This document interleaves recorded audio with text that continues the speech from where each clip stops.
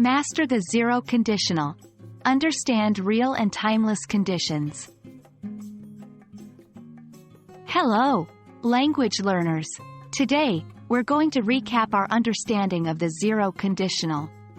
If you've been following our lessons, you know how vital this grammar point is.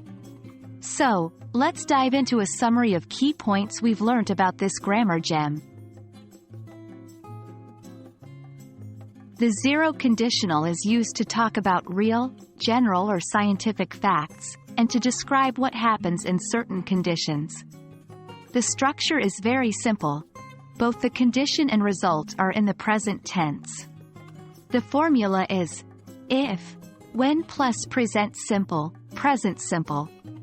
For instance, if you heat ice, it melts. When it rains, people use umbrellas. We use the zero conditional to talk about things that are generally true or happen as a result of something else. It's crucial to note that both clauses, the if clause and the main clause, are in the present simple tense. Remember, the order of the clauses doesn't change the meaning. We can replace if with when without changing the meaning. We can use unless in place of if not.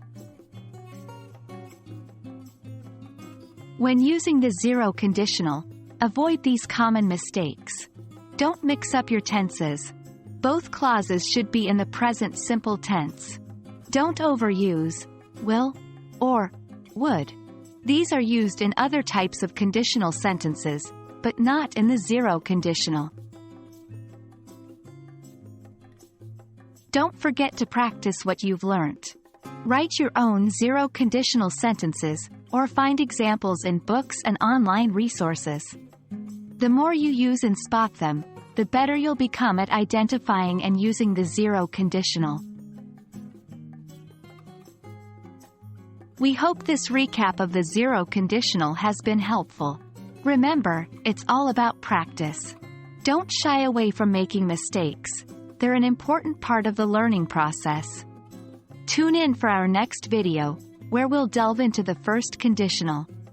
Happy learning, everyone! Remember, if you practice regularly, you improve.